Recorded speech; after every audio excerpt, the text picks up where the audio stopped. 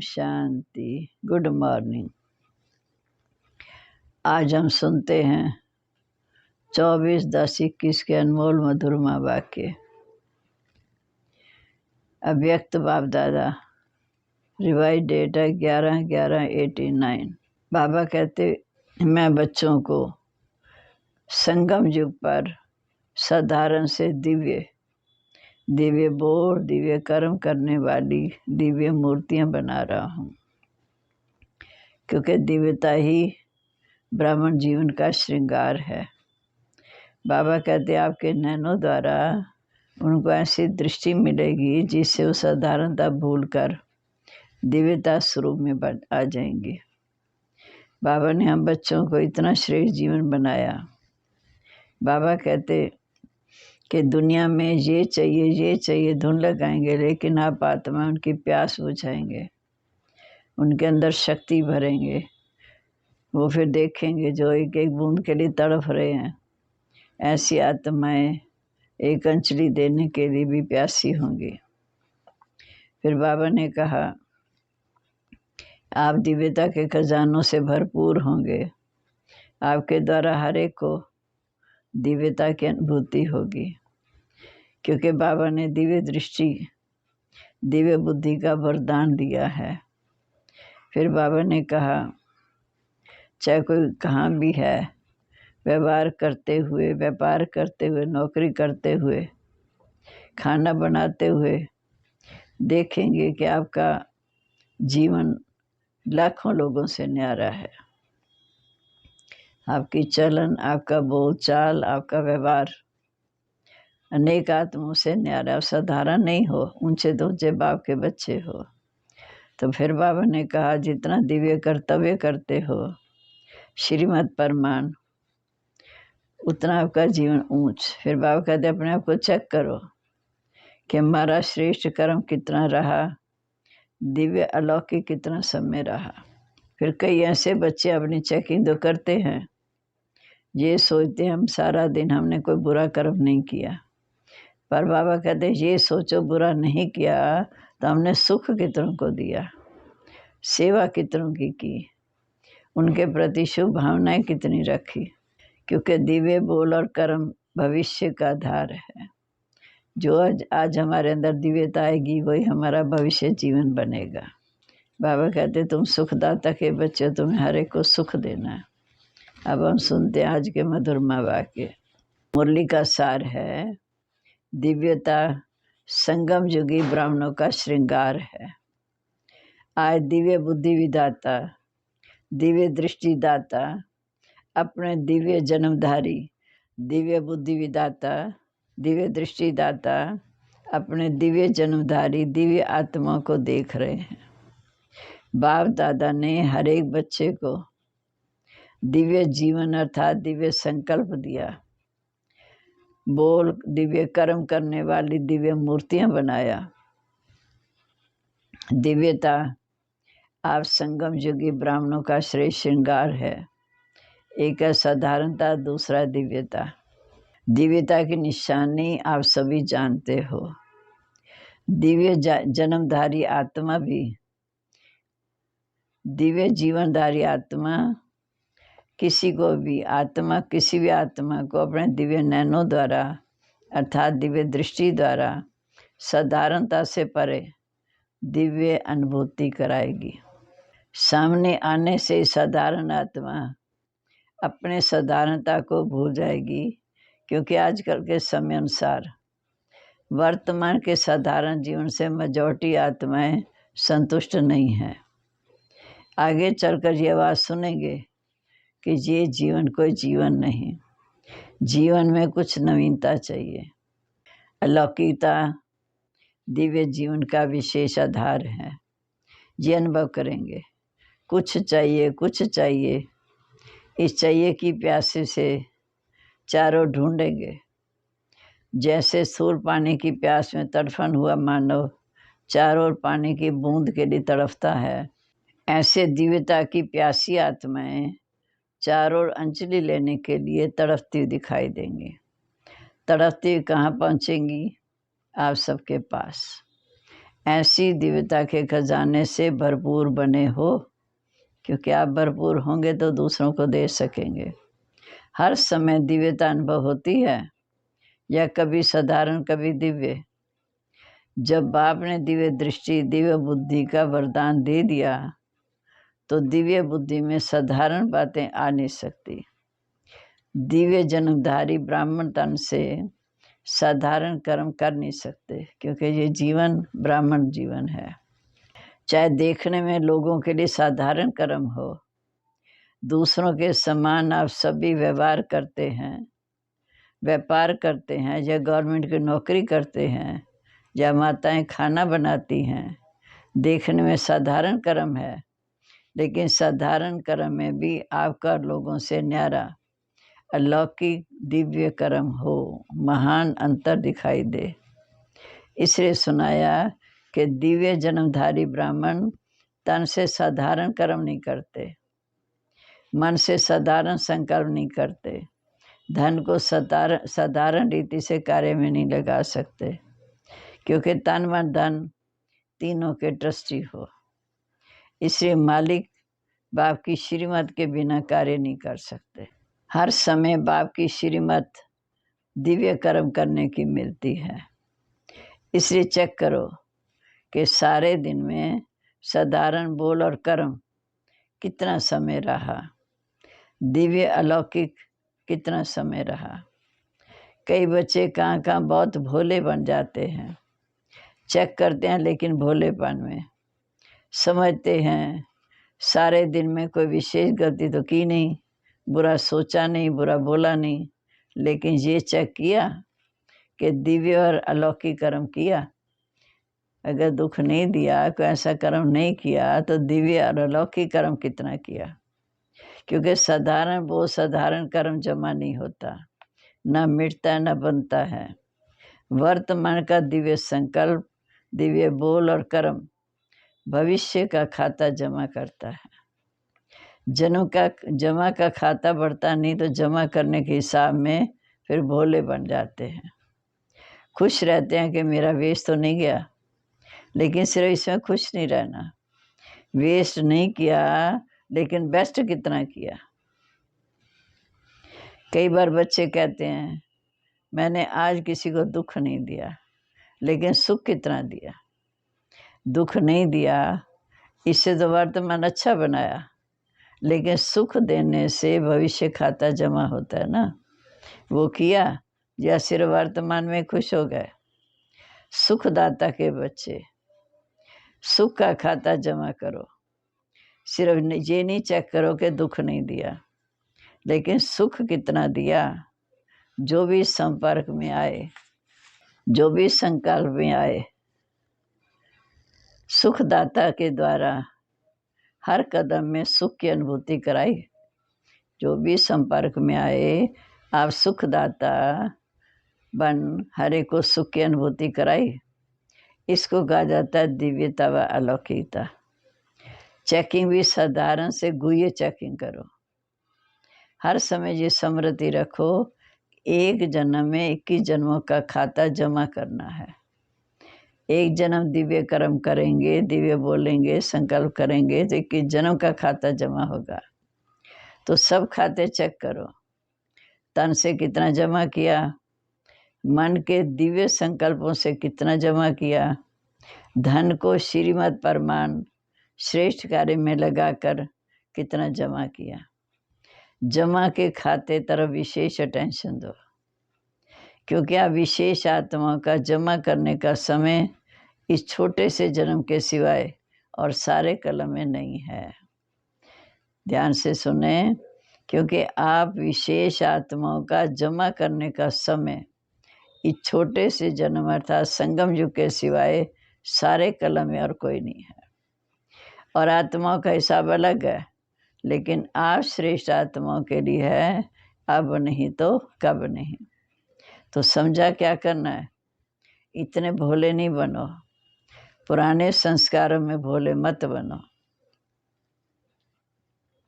बाप दादा ने रिजल्ट देखी, कितनी बातों के रिजल्ट में जमा का खाता बहुत कम है।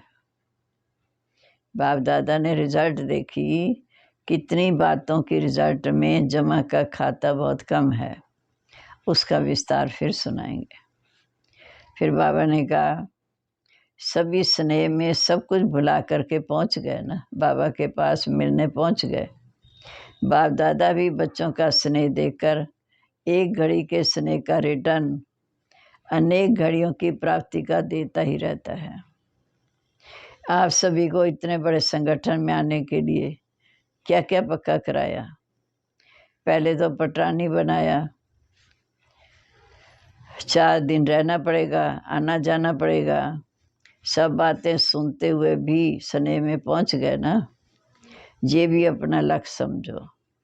जो इतना भी मिल रहा है फिर भी जड़ मूर्तियों के दर्शन के समान बड़े खड़े खड़े रात तो नहीं बिताए, फिर भी ठिकाना मिला, बाप मिला, उनके समान खड़े खड़े रात तो नहीं बिताई। 3 पैर पृथ्वी तो सबको मिली है ना। यहाँ भी आराम से बैठो। जब आगे वृद्धि होगी तो स्वतः विधि भी परिवर्तन होती जाएगी। लेकिन सदैव ये अनुभव करो कि जो भी मिल रहा है बहुत अच्छा है, क्योंकि वृद्धि तो होनी है और परिवर्तन भी होना है। तो सभी को आराम से रहना, खाना पीना मिल रहा है ना। खाना और सोना 2 चीज़ें चाहिए ना। माताओं को तो बहुत खुशी होती है क्योंकि बना बनाया भोजन यहाँ मिलता है।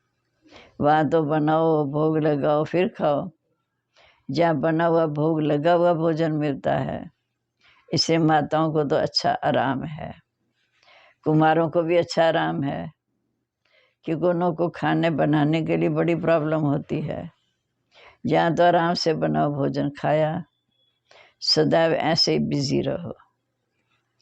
जिसके संस्कार इजी रहने के होते हैं उनका कार्य हर समय सहज अनुभव होता है। वह सदा इजी रहते हैं। संस्कार टाइट हैं तो सरकमस्टांस भी टाइट हो जाते हैं। संबंध वाले भी टाइट व्यवहार करते हैं। टाइट अर्थात खींचातान में रहने वाले। तो सभी ड्रामा के हर दृश्य को देख देख हर्षित रहने वाले हो, या कभी अच्छे या बुरे के आकर्षण में आ जाते हो। सदैव हर्षित रहना। अच्छा, सदा हर कर्म में दिव्यता अनुभव करने वाले, कराने वाले दिव्य मूर्तियों को, सदा अपने जन्म के खाते को बढ़ाने वाले नॉलेजफुल आत्माओं को, सदा हर समस्या को इसी स्थिति द्वारा पार करने वाले ऐसे समझदार बच्चों को, अनेक आत्माओं के जीवन की प्यास बुझाने वाले मास्टर ज्ञान सागर, श्रेष्ठ आत्माओं को ज्ञान सागर बाप दादा का याद, प्यार और नमस्ते। हम रूहानी बच्चों की रूहानी बाप दादा को नमस्ते। नमस्ते बाबा, गुड मॉर्निंग। शुक्रिया बाबा, कितना हमारा अलौकिक जीवन बना रहे हैं। अब बॉम्बे ग्रुप, बॉम्बे निवासी बच्चे सर्व खजानों से संपन्न होना, सदा अपने को संपन्न आत्मा हूँ ऐसा अनुभव करते हो। संपन्नता संपूर्णता की निशानी है। संपूर्णता की चेकिंग अपनी संपन्नता से कर सकते हो, क्योंकि संपूर्ण माना सर्व खजानों से फुल होना। जैसे चंद्रमा जब संपन्न होता है तो संपन्नता उसकी संपूर्णता की निशानी होती है। तो आप सभी ज्ञान, योग, धारणा, सेवा सभी में संपन्न, इसी को ही संपूर्णता कहा जाता है। फिर बाबा ने कहा अपने आप को चेक करो। अच्छा है, फिर भी दुनिया में कोटों में कोई आप बहुत बहुत भाग्यवान हो। अपने आप को चेक करो कि कोटों में कोई में कोई बहुत बड़े भाग्यवान आत्माएं हैं। आप प्राप्ति स्वरूप आत्मा हो। रोज अपने से बातें करो और सिवाय, और रोज अपने से बात करो कि हमारे सिवाय और कौन खुश रह सकता है। यही वरदान सदा स्मृति में रखना कि समीप हैं, संपन्न हैं, तो समीप मिलन हो जाएगा। ये वरदान सदा याद रखना। संपन्न हैं, समीप हैं, भाग्यवान हैं। अच्छा, वह गुजरात, पूना। सभी की दृष्टि द्वारा शक्तियों की प्राप्ति की अनुभूति करने के अनुभवी हो ना। वाणी द्वारा शक्ति की अनुभूति करते हो, मुरली सुनते हो तो समझते हो शक्ति मिली। दृष्टि द्वारा शक्तियों की प्राप्ति की अनुभूति के अभ्यासी हो, या वाणी द्वारा अनुभव होता है कि दृष्टि द्वारा कम। बाबा कहते हर बात में अनुभव के अभ्यासी हो, या वाणी द्वारा होता है दृष्टि से कम। दृष्टि द्वारा शक्ति कैच कर सकते हो, वरदानी दृष्टि द्वारा, महादानी दृष्टि द्वारा महादान वरदान देंगे। दृष्टि द्वारा शांति की शक्ति, प्रेम की शक्ति, सुख आनंद की शक्ति तब प्राप्त होती है जब जड़ चित्रों के आगे जाते हैं। तो जड़ मूर्ति बोलती तो नहीं, फिर भी भक्त आत्मा को कुछ न कुछ प्राप्ति होती, तभी जाते हैं। उनके दिव्यता के वाइब्रेशन से, दिव्य नैनों की दृष्टि से वाइब्रेशन लेते हैं। चेहरे की तरफ टेंशन जाता है, क्योंकि मस्तक द्वारा वाइब्रेशन मिलते हैं, नैनों द्वारा दिव्यता की अनुभूति होती है। वह तो जड़ मूर्तियाँ हैं, लेकिन आप चेतन मूर्तियों की जड़ मूर्तियाँ हैं ना। चेतन मूर्तियाँ इस समय तो उसकी जड़ यादगार है। भक्ति मार्ग में ये नशा है कि हमारी मूर्तियाँ हैं। चेतन में ये सेवा की है, तभी उसका यादगार जड़ मूर्ति बने हैं। तो दृष्टि द्वारा शक्ति लेना, दृष्टि द्वारा शक्ति देना, ये प्रैक्टिस करो। बाबा ने कहा यह रूहानी नशा, इस नशे में रहने से खुशी स्वतः होगी। खुशी ही जन्मसिद्ध अधिकार है।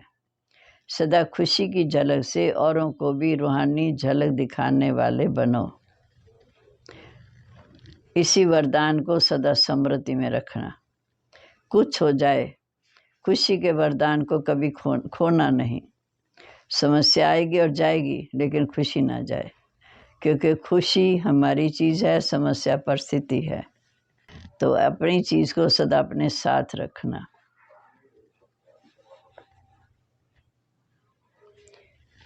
फिर आंध्र प्रदेश, कर्नाटक। इस ड्रामा के अंदर विशेष पार्ट बजाने वाली विशेष आत्माएं हैं। ऐसा अनुभव करते हो? जब अपने को विशेष आत्मा समझते हो तो बनाने वाला बाप स्वतः याद रहता है। जहाँ संबंध होगा वहाँ याद स्वतः हो जाती है। तो जहाँ सर्व संबंध एक बाप से है और कोई रहा ही नहीं, एक बाप ही सर्व संबंधी है। इस स्मृति से सहयोगी बन जाएंगे। कभी मुश्किल नहीं लगता। जब माया का वार होगा तब मुश्किल लगता। तो माया को विदाई देने वाले बनो। जब विदाई की बधाई देंगे तब बाप की बधाइयाँ बहुत आगे बढ़ाएंगे। सदा ये स्मृति में रखना कि हर कदम पदम में बाप की, ब्राह्मण परिवार की दुआएं लेते सहज उड़ते चलो। सदा ये स्मृति में रखना कि हम हर कदम में बाप की, ब्राह्मण परिवार की दुआएं लेते सदा सहज उड़ते चलो। ड्रामा में आप विशेष आत्माएं हो, विशेष कर्म कर अनेक जन्मों के लिए विशेष पाठ बजाने वाले हो। साधारण कर्म नहीं, विशेष कर्म, विशेष संकल्प, विशेष बोल। तो आंध्र वाले विशेष सेवा यही करो कि अपने श्रेष्ठ कर्म द्वारा, श्रेष्ठ परिवर्तन द्वारा अनेक आत्माओं को परिवर्तन करो। अपने को आईना बनाओ और आपके आईने में बाप दिखाई दे। तो यही याद रखना कि मैं दिव्य आईना हूँ। मुझ आईने द्वारा बाप ही दिखाई दे। मुझ आईने द्वारा दूसरों को बाप दिखाई दे। समझा? अच्छा, अब आज का वरदान। सदा एक रस स्थिति के तख्त पर विराजमान रहने वाले, सदा एक रस स्थिति के तख्त पर विराजमान रहने वाले बाप दादा के दिल तख्त नशीन भाव। सभी से श्रेष्ठ तख्त बाप दादा का दिल तख्त नशीन बनना है। लेकिन तख्त पर बैठने के लिए अचल अडोल एक रस स्थिति का तख्त चाहिए। अपनी स्थिति अचल अडोल एक रस, अगर इस स्थिति के तख्त पर स्थित नहीं हो पाते, बाप दादा के दिल रूपी तख्त पर भी स्थित नहीं हो सकते। इसके लिए पहले अपनी भ्रिकुटी के तख्त पर अकाल मूर्त बन स्थित हो जाओ। इस तख्त से बार बार डगमग ना हो। ये नहीं कि आत्मिक स्वरूप में टिकें दूसरे याद आ जाएं। इस तख्त से बार बार डगमग ना हो तो बाप दादा के दिव्य तख्त पर विराजमान हो सकेंगे। स्लोगन है, शुभ चिंतन द्वारा नेगेटिव को पॉजिटिव में परिवर्तन करो। शुभ चिंतन द्वारा नेगेटिव को पॉजिटिव में परिवर्तन करो। ओम शांति। अभी हम अपनी दिव्य बुद्धि के द्वारा, दिव्य नेत्र के द्वारा बाबा को याद करेंगे ताकि हमें सफलता मिले। ओम शांति।